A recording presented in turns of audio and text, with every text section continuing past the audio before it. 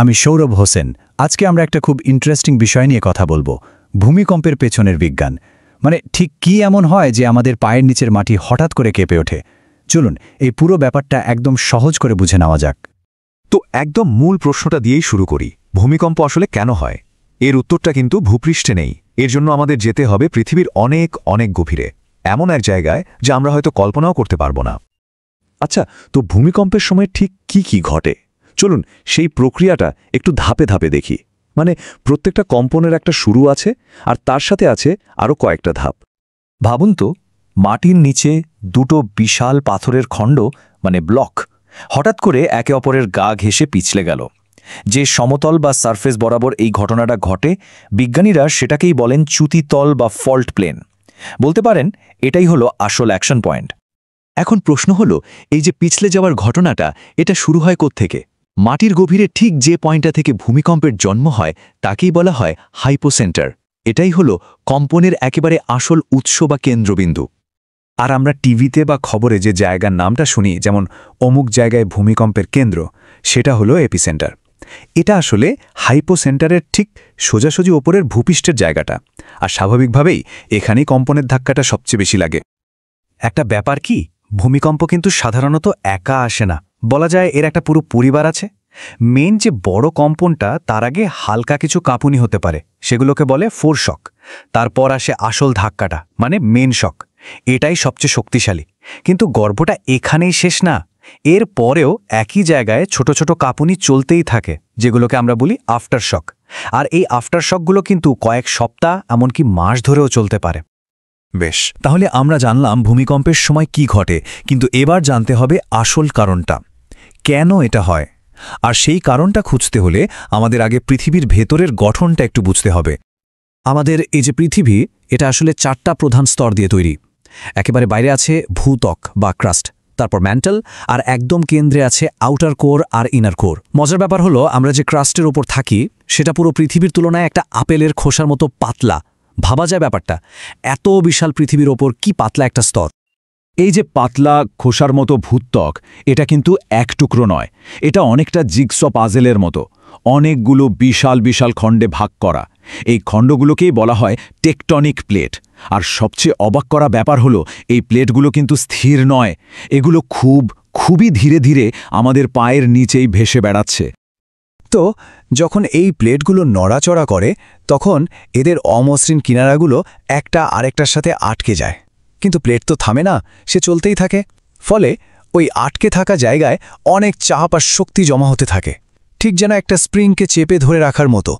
এরপর একটা সময়ে গিয়ে যখন চাপটা আর সহ্য করা যায় না, তখন সরাট করে আটকে থাকা অংশটা ছিটকে সরে যায়। আর ঠিক তখনই ওই জমা হওয়া বিপুল শক্তি চারদিকে ছড়িয়ে পড়ে।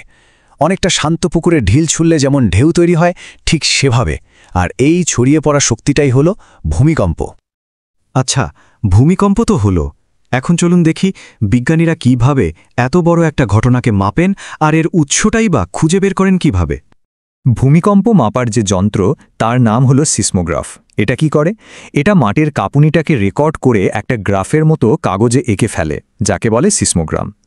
সহজ কথায়, যন্ত্রের একটা অংশ মাটির সাথে কাঁপে, কিন্তু আর একটা অংশ একদম স্থির থাকে। এই দুটোর নড়াচড়ার পার্থক্যটাই রেকর্ড হয়ে যায়।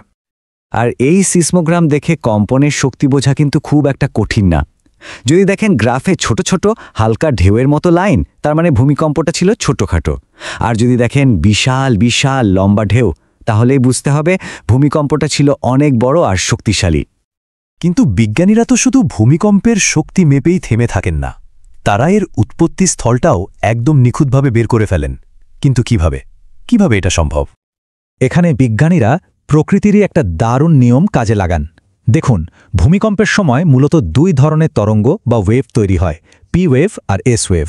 ব্যাপারটা বোঝার সবচেয়ে সহজ উদাহরণ হলো বজ্রপাত।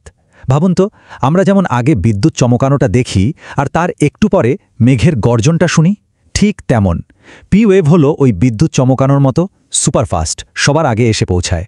আর এস ওয়েভ হলো মেঘের গর্জনের মতো, একটু ধীরে সুস্থে পরে এসে পৌঁছায়। দারুণ একটা ব্যাপার, তাই না? তো একটা সিসমোগ্রাফ স্টেশনে এই পি ওয়েভ আর এস ওয়েভ কখন এসে পৌঁছল সেই সময়ের পার্থক্যটা মেপে বিজ্ঞানীরা বলে দিতে পারেন যে ভূমিকম্পের কেন্দ্রটা স্টেশন থেকে ঠিক কত দূরে। কিন্তু সমস্যা হলো দূরত্বটা জানা গেলেও কোন দিকে সেটা কিন্তু শুধু একটা স্টেশন থেকে বোঝা সম্ভব না। আর ঠিক এখানেই আসে আসল বুদ্ধিটা। ভূমিকম্পের একদম পিন পয়েন্ট লোকেশনটা বের করতে একটা বা দুটো নয়, কমপক্ষে 3টা আলাদা সিসমোগ্রাফ স্টেশন থেকে পাওয়া তথ্যের দরকার হয়।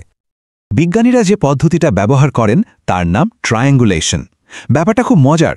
প্রত্যেকটা স্টেশন থেকে ভূমিকম্পের যে দূরত্বটা পাওয়া গেল সেই দূরত্বকে ব্যাসার্ধ ধরে ম্যাপের ওপর একটা করে বৃত্ত আঁকা হয়।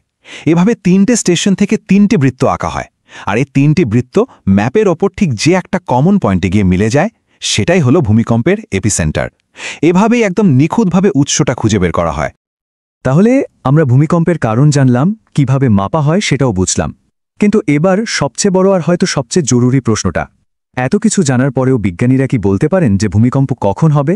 এর কি কোনো পূর্বাভাস দেওয়া সম্ভব? এর সহজ আর সত্যি উত্তরটা হলো না। এখনও পর্যন্ত ভূমিকম্পের পূর্বাভাস দেওয়ার মতো কোনো নির্ভরযোগ্য পদ্ধতি আবিষ্কার করা যায়নি। আমরা যেমন বন্যা বা সুনামির আগে সতর্কতা পেয়ে যাই, ভূমিকম্পের বেলায় সেটা একেবারেই সম্ভব নয়। আর এটাই হলো কঠিন বাস্তবতা। বিজ্ঞানীরা এটা জানেন যে কোন কোন ফল্ট লাইনে ভবিষ্যতে বড় ভূমিকম্প হওয়ার আশঙ্কা আছে, কিন্তু সেটা ঠিক কখন হবে, আগামীকাল, 1 মাস পর, নাকি 50 বছর পর, এটা বলার কোনো উপায়ই তাদের কাছে নেই। আর এই গভীর অনিশ্চয়তার কারণেই ভূমিকম্প নিয়ে আমাদের সবচেয়ে বড় অস্ত্র জ্ঞান নয়, বরং প্রস্তুতি।